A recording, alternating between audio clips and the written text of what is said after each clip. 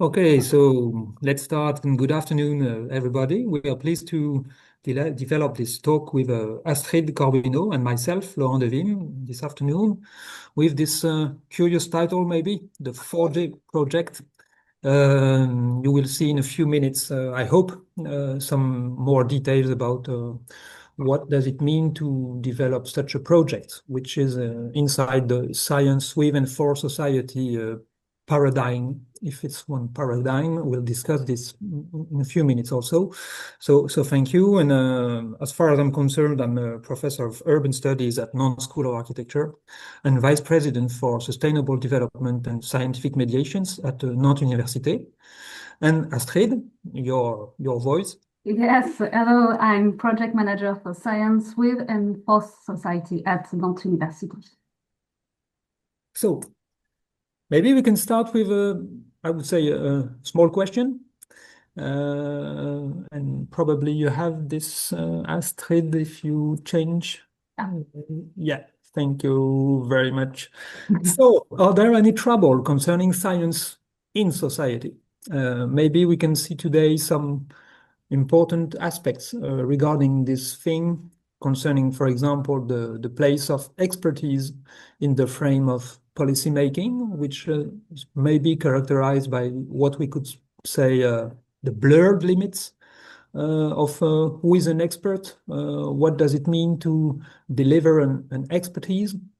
And I would say that, moreover, for 2, 3, 4 years maybe, we have this important, immense development of AI, which is supposed to be under human control, as some say. But what does it mean really? And how are scientific activities concerned with this aspect?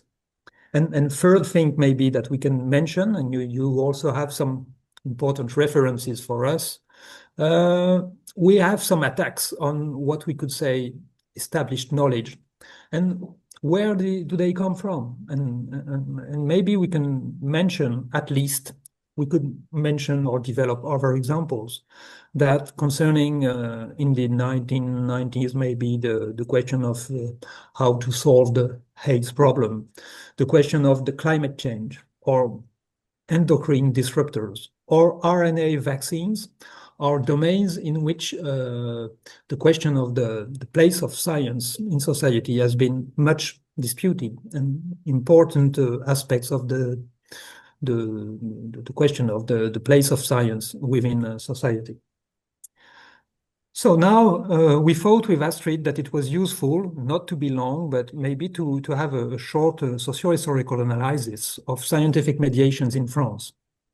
And as in other many countries, the question of outreach is part of the mission of the faculty members. As you mentioned, out of academia first, Joachim.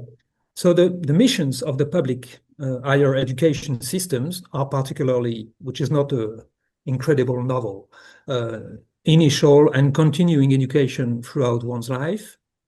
Also, and I quote the education code, which in France is the main instance that we can consult if we think about the missions of the teachers and the staff. Secondly, scientific and technological research and the dissemination and application of its finding for the benefit of society. The promotion of humanistic culture, particularly through the development of the humanities and social sciences, as well as scientific, technical, and industrial culture. End of quotation. So this frame is important to have in mind. Probably we'll come back to this aspect, the question of dissemination, the question of benefit of society is maybe not so obvious, but important to remember. And the second point can be and we thought it was useful also to mention that we have inside the Universal Declaration of Human Rights, one of the articles which mentions everyone has the right to take part freely in the cultural life of the community, to enjoy the arts, and to share in scientific advancement and its benefits. And it's a comment, but maybe we could think that we have almost a kind of sacred trust in scientific progress, and the benefits of its activities. But three global trends, at least from World War II, can be mentioned as, I would say, problems regarding this frame. First, the main conception of research, which should be the driving force behind technological innovation. That's an important trend that we all know. Second, a growing wish of citizens to be part of techno-scientist choices. It's sometimes what we call the technical democracy. What does it mean to act in an uncertain world nowadays? And the diffuse but real wish of citizens to be part of these choices. And third, this, let's say, growing awareness of the limited resources in the Anthropocene era. And these three global trends can put the question on these global frames that we mentioned. Maybe on this following moment, we can just remember that we have several paradigms that can interfere as far as we think about the question of the outreach of science. There is literacy, the question of vulgarization, as we mentioned in France. We have the public understanding of science. We have science in the making, scientific culture, public engagement, and participatory research, which are compatible but different ways to answer the question of the mediation question. And sometimes it's useful to think that in other domains, I think about the question of culture in general, or other aspects, or sports, for example, you can think that there are different ways to answer the question of mediation. But we also have, apart from these different paradigms, a general, I would say, a recurring pattern which emerges, and which is the idea that there would be a deficit between, and sometimes a gap, sometimes some say, between scientists and the general public, which is, I would say, a problem, because you think that the science is apart from the general public and that's not embedded in the society. But there is this question of the deficit model, I would say, which leads us to the question of would we have a possible definition of what is generally framed as science communication. And you have this definition that I think is useful for us, which is now more than 20 years long, which is this question of an important focus on some dimensions. Maybe I can just quote this dimension, the question of awareness, including familiarity with new aspects of science, the question of enjoyment and other affective responses, like appreciating science as entertainment or art, the question of interest, as evidenced by voluntary involvement with science or its communication, the question of the forming, reforming of opinions, or confirming of science-related attitudes, and then the question of understanding of science, its content, its processes, and social factors. So we thought that it was useful for starting this our talk to think about science communication in this way. And then if we go to the following slide, maybe we can think about this, let's say, virtuous triangle. We'll see if it's so virtuous, but it's sometimes the way in France as we try to figure out what are the main points if we think about this triangle between science, citizens, and, let's say, policy making. I won't comment the different directions which are possible, but you can see that in some ways between science and policy making, you have the question of expertise and support for public decision making. Between policy making and citizens, the question of the role of the possible role of science in public debate, and also sometimes what we call in France and also elsewhere the problem of a kind of political apathy that we can we can look at through our different polls at the local levels or even national one. And you have these other relations that can be characterized between science and citizens, which can precisely look at citizen science and participatory research. We will be discuss this in a few minutes. And that's my turn. So to begin with, I'd like to present the context in which the FORGET project was developed. That is a French national initiative that aims to transform the way universities engage with society. We can start from a simple assumption and connect with what Laurent mentioned earlier. For a long time, science has often been understood as a fairly linear process, with researchers producing knowledge and then this knowledge transferred to society. In this model, is mainly seen the society, is mainly seen as an audience or even just as a passive recipient of knowledge. But today, this model is increasingly being challenged. There is now a growing expectation for research not only to be useful, but also to be more open, more participatory, and more closely connected to societal needs and realities. In this context, the French Ministry of Higher Education and Research introduced a national label called Science with and for Society, or SAPS for the acronym. This label has been awarded since 2021 to universities that commit to a structured, long-term approach and strengthening the relationship between research and society. And it is important to stress that this is not just about funding a few outreach or communication activity. What the label recognizes is a comprehensive institution-wide strategy. This label actually reflects a broader shift in how we understand the role of universities. What I mean is that if you're not familiar with how universities work, you might assume that universities mainly focus on teaching, research, and innovation, often in connection with large industries. But there is another mission that is becoming increasingly important, which is engagement with society.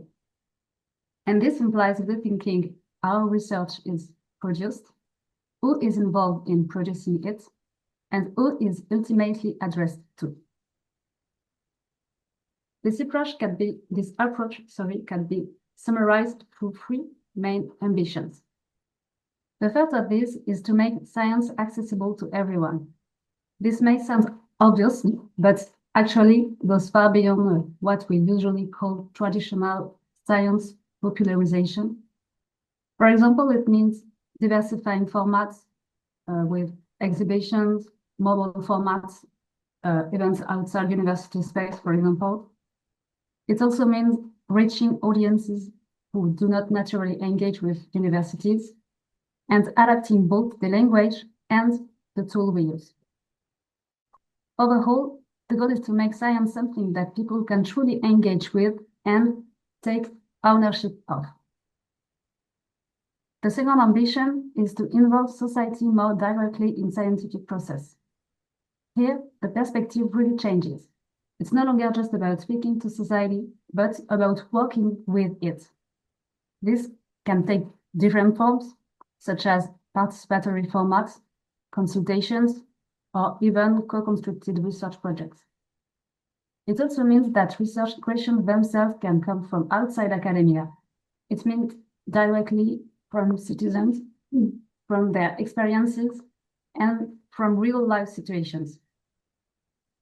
Finally, the third ambition is to strengthen the societal impact of research. This means focusing not only on producing knowledge, but also on how that knowledge is used. And for example, how it informs public decision-making, how it responds to local needs, or how it contributes to societal debates. From an international perspective, this approach is closely related to concepts such as public engagement, open science, or community-based research. But what is specific to the French model is the effort to structure these approaches at the level of the universities with a national framework and institutional recognition. This creates overall coherence while still allowing a high degree of flexibility in how institutions interpret and implement it. And this is precisely what makes it interesting. Behind a single label, we actually find very different types of projects reflecting the diversity of university context. So now I'd like to share a few examples to illustrate this diversity. And I start with La Rochelle Université, with the Nano Museum, which is a mobile museum designed to reach out to science from environmental philosophy. who are far from cultural or academic institutions. Its originality lies in an art and science approach. Scientific content is translated into artistic works created through collaboration between researchers and artists using installations, video, or sound. And the idea here is to engage people through sensory and emotional experience. The museum is also mobile and modular, meaning it can adapt to every different space. But the project goes even further. It was designed as an open and reproducible concept in a logic close to open source. Its design is documented so that others can reuse or adapt it. It also integrates eco-design principles using reusable materials and structures that can evolve over time. So in this case, the project is about rethinking how science can circulate beyond university walls and be shared, reused, and reappropriated. Another example, in Lille, the University of Lille with the science shop. And in this example, the thing is based on a simple idea that starting from societal needs to conduct research. Associations or community groups can submit questions, either through calls for projects or with the support of a mediation team that helps them formulate their needs. These questions then become research topics, often carried out by PhD students in collaboration with researchers. And what is particularly interesting in here is that research questions do not come only from academia, but also directly from society within a structured framework. Research becomes a shared process closely connected to real societal issues. So here, in this case, research is really driven by concrete societal questions. In Rennes, which is my last example, the idea is a bit different. It's about creating the conditions for this kind of collaboration to happen, but more systematically.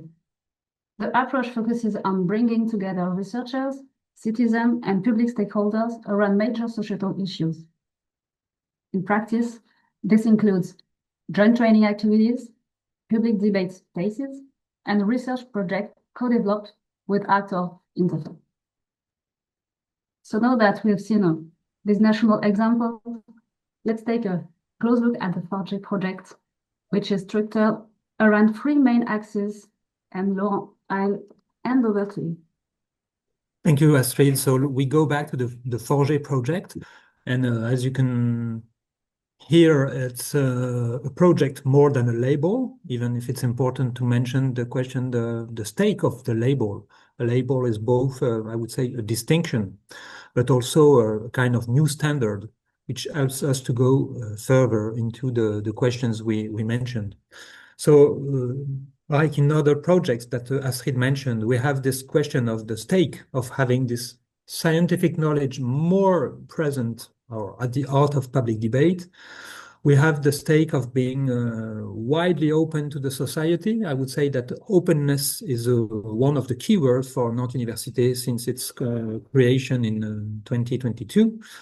And maybe the distinctive point is the question of approaching the project through the notion of controversies.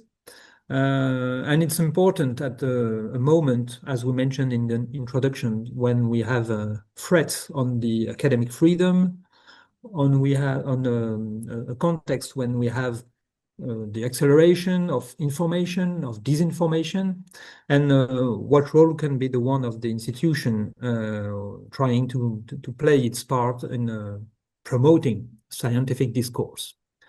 Maybe we can say now a few words about this approach related to controversies.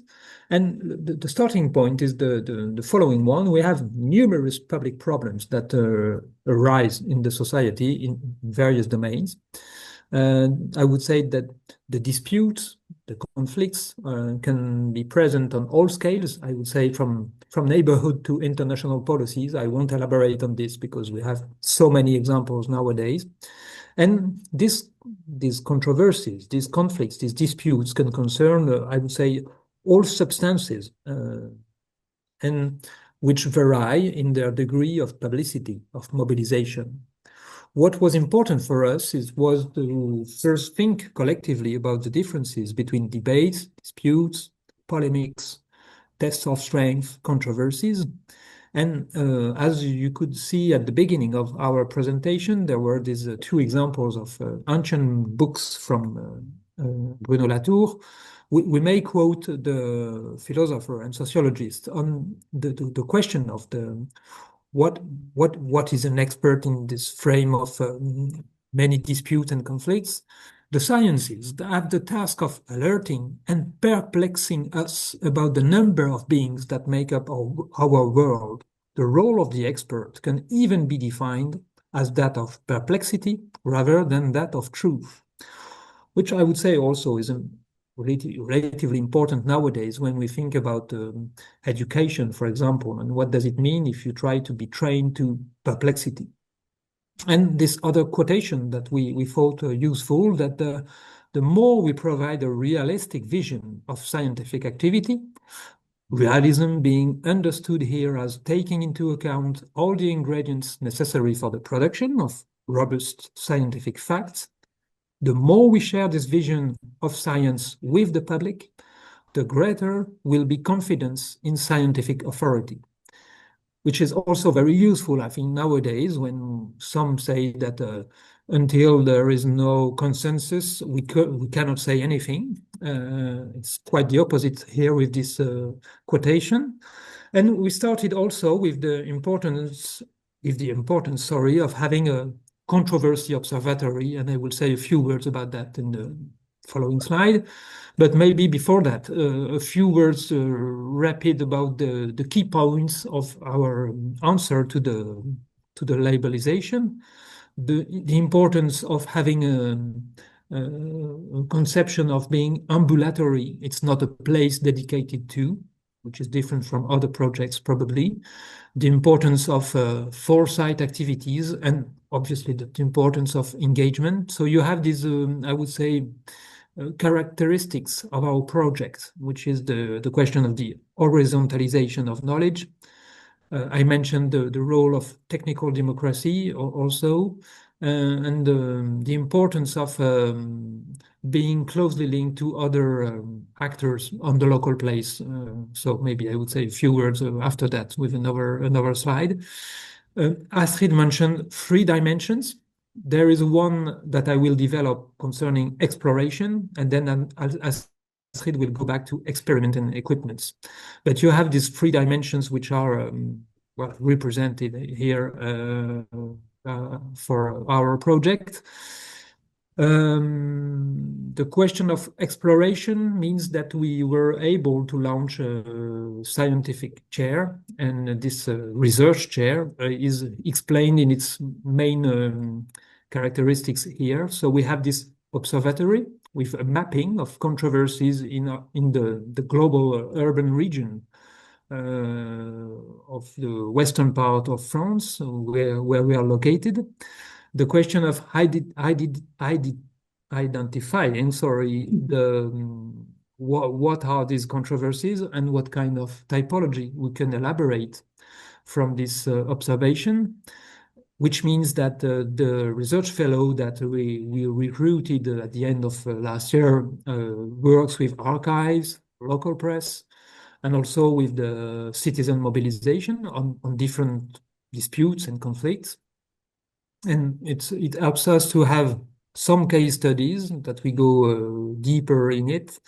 And the question of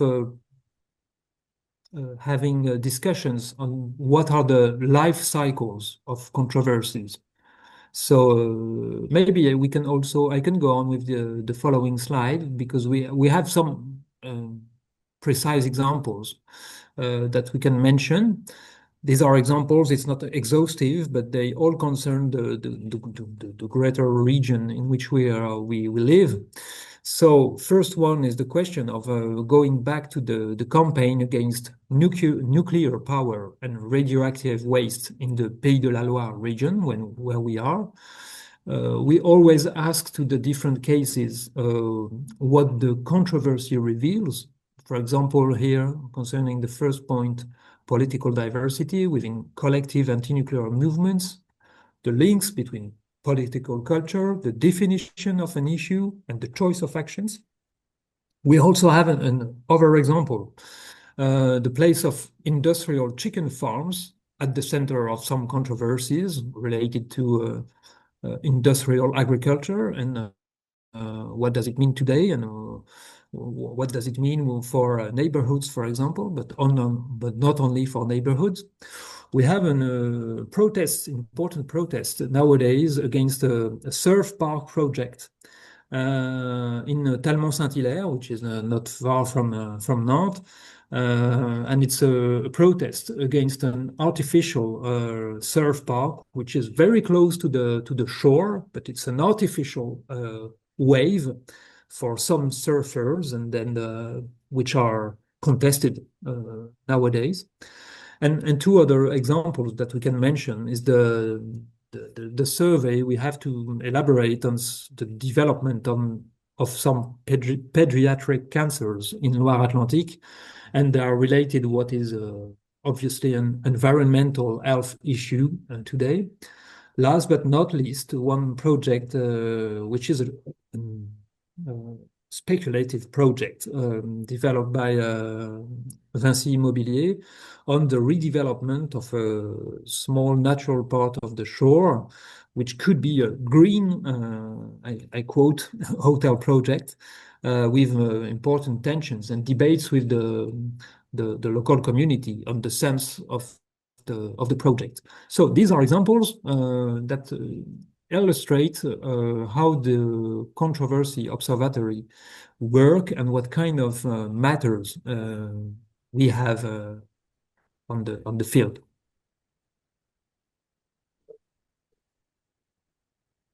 Thank you, Laurent. Sorry. As we have seen with you, Laurent, the starting point of the Forget project is the following. Scientific issues can also emerge from local context, in particular from territorial concerns and socially relevant questions. In this context, the Forget chair, through its observatory of controversies, identifies and analyzes these issues. Okay, but then a key question arises. How can we make these topics understandable, open to discussion, and meaningful for the general public? This is precisely the objective of this second axis, experiment scientific mediations. The goal is to improve the understanding of these live or sensitive issues, and in doing so, to help rebuild trust in science, foster critical thinking, and ultimately strengthen people's ability to act. However, it is about creating real spaces for dialogue where researchers, citizens, and local stakeholders can exchange ideas and confront different perspectives, as we have seen in the previous example, for example, with Rennes and Lille. To achieve this, the Forget project is based on this principle. We need to diversify formats and approaches in order to reach a wide variety of audiences. This is why we experiment with a range of mediations formats, often hybrid, combining science, arts, and culture. These formats can be participatory, creative, or immersive, but the objective remains the same, to involve people so that they are not just spectators, but active participants. This approach allows us to explore the same topic in multiple ways, making scientific issues more concrete, more accessible, and sometimes even more tangible and emotional. Another key principle of this approach, and more broadly of our science with and for society strategy, is what we could be translated as going out to the audiences, actually really going out to be there. In other words, instead of waiting for people to come to the university, we go to them by creating the right conditions for engagement. This allows us to approach research differently. First, by making visible and understandable,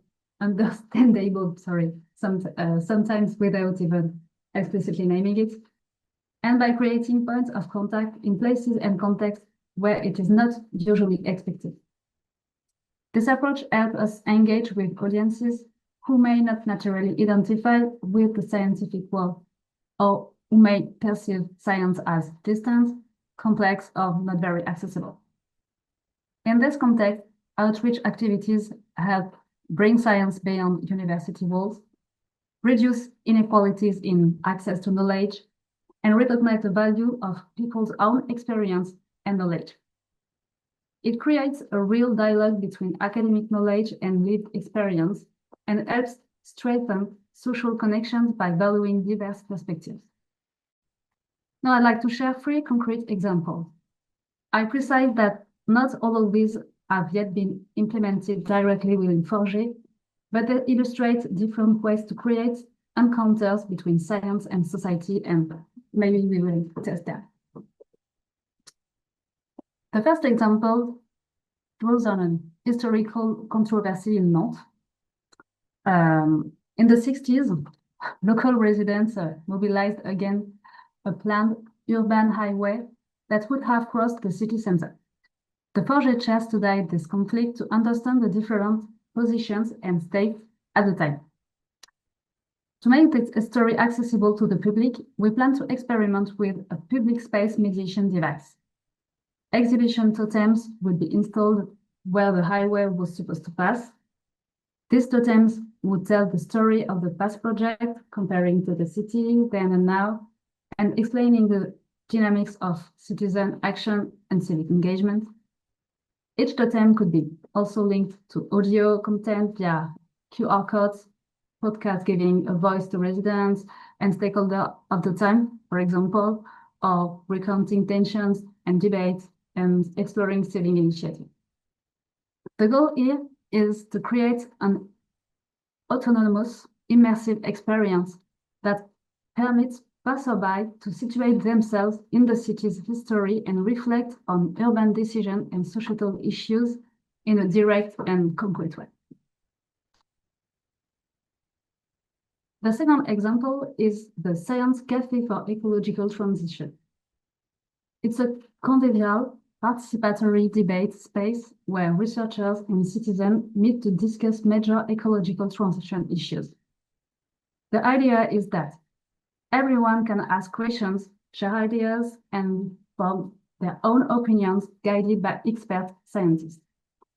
The format is mobile, enabling us to meet citizens where they live and connect science to their daily lives.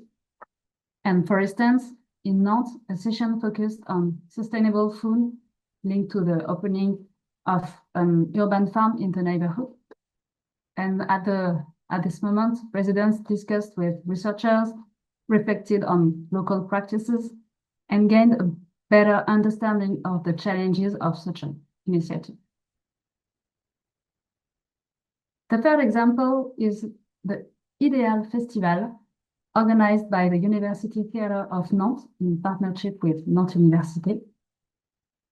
Over 2 weeks, the festival blends performing arts and science through a diverse program with performances, talks, concerts, and exchange sessions. The goal here is to create a framework where researchers and artists work together and where the public can easily engage with the topics. Each edition has a central theme. This year, for example, it focused on life and living together, exploring interaction between species and humans. And the public is invited to participate, for instance, by discussing with researchers, experimenting with artistic formats, and taking part in debates. So here, this integration of artistic, sensitive, and experiential approach opens new way to understand, to question, and to share knowledge, showing concretely how science and creativity together can tackle complex topics and engage audiences. So now, after exploring and experimenting with different mediation formats, the third axis of the Forger project focuses on providing tools for the actors who sustain the dialogue between science and society. In practice, this axis targets different audiences. First, public actors, such as elected representatives or local government staff, but also teachers, especially those working with children aged around 8 to 12. More broadly, it concerns all those who play a role in collective and democratic life. A key question guides this axis.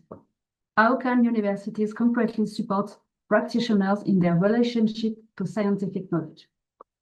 The objective here is to strengthen the society literacy of public and educational actors, whether they are decision makers, practitioners, or teachers. In practical terms, this means providing them with reference points, methods, and tools so that they can use, interpret, and question scientific knowledge in their professional context. For public actors, this helps inform decision-making, for example, and for teachers, it helps not only to better transmit knowledge, but also to support students in navigating scientific misinformation. Concretely, this involves key skills such as reading and interpreting data, understanding how it is produced, and dealing with uncertainty. These skills help to better understand what scientific results actually mean, but also to identify underlying assumptions or potential misuse of data. They are useful both for informing public decision and for supporting teaching and critical thinking.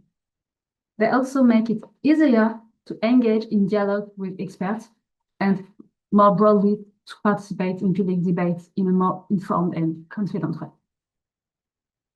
To develop these skills, the Forge project relies on a variety of formats, but with one key principle: direct interaction between researchers and practitioners.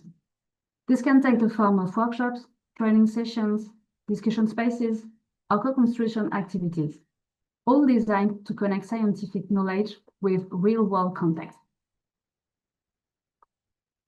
An interesting example of this approach comes from the University of Bourgogne-Franche-Comté, with their scientific policy cooperation workshops that we would like to experiment in Nantes. These workshops are based on role-playing, bringing together scientists and policymakers to better understand how science be integrated into public decision-making. The workshops are based on a fictional scenario, usually set in an imaginary city or region. Participants take on different roles: mayor, researchers, scientific advisor, chief of staff, or even private sector representatives. And then each group must debate, negotiate, and make decisions as if the situation were real. The idea is to simulate realistic situations, but in a safe environment without real-world consequences.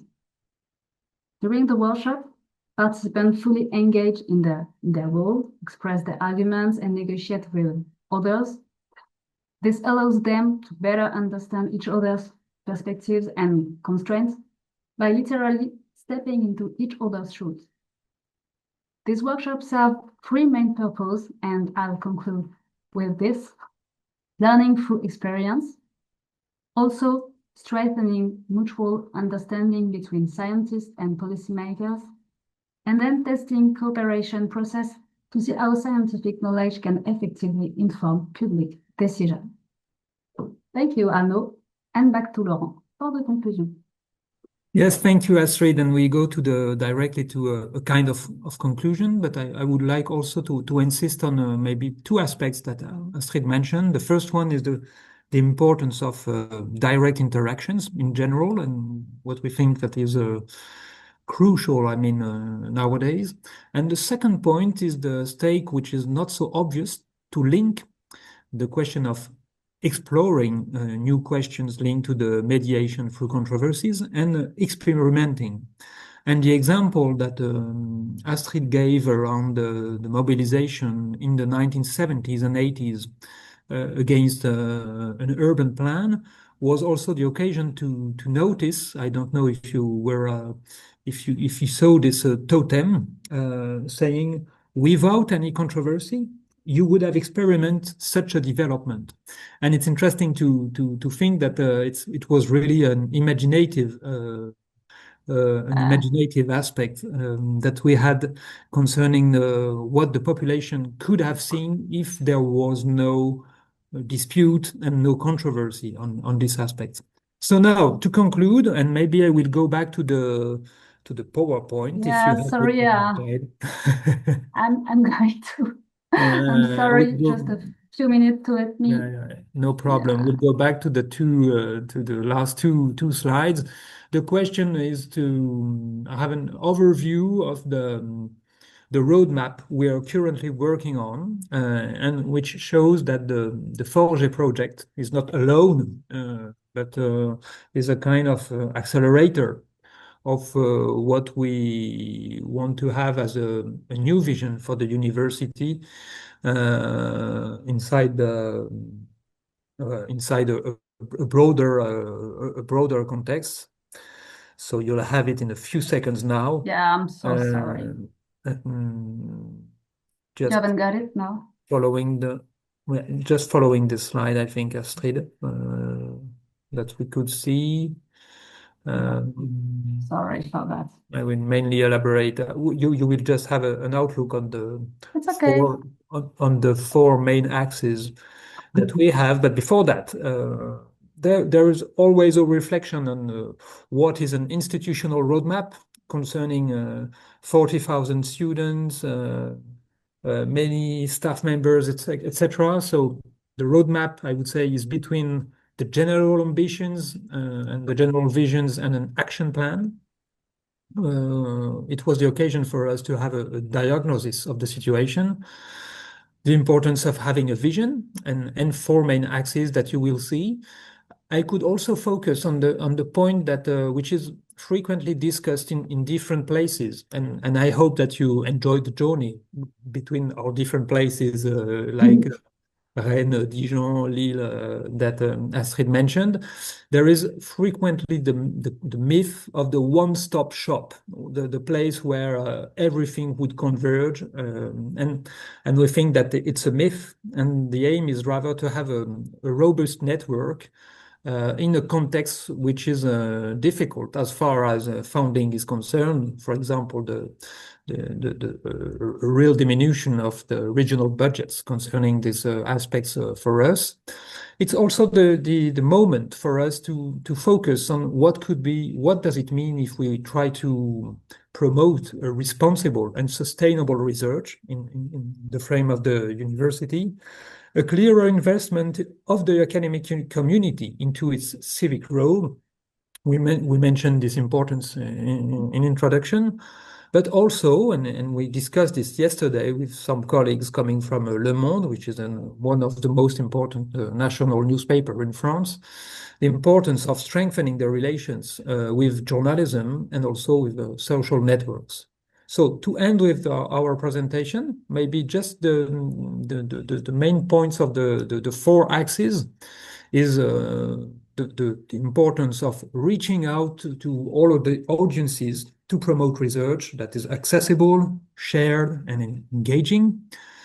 The importance of promoting and raising awareness of this approach, which is called, as you know now, the science with and for society. It's a question which is not so obvious when we think about the evaluation of the colleagues, of the labs, of the institutions. We have one point dedicated to the participatory research, which would become a strategic priority for the university. And also the importance for fourth axis, the question of the strengthening the partnerships with stakeholders, which are local ones, but not only local. We can think about some museums, some community centers. And the idea, I think you understood that is not to have a new place, a new event, but to work with, to co-plan initiatives, to provide editorial content for these different places. And we have nowadays the challenge of having a kind of demonstration project, which is what we call now our traveling science gallery. So I said that it was not a place, not a one-shot event, but it's both the importance of having a showcase of our expertise in various disciplines, as you can guess, and also a tour of academic research. And maybe to end with this aspect, we have a suggestive image, I hope so, which is one coming from one of the artists that recently worked with the university in Nantes. And it's a way of thinking about traveling with contents and science. And it's the last slide that you have now under on the screen. So thank you. With Astrid, we were glad to explain our project and on also the context, the broader context, the initiatives that we have in France. Well, it's said on the slide. Thanks for your attention.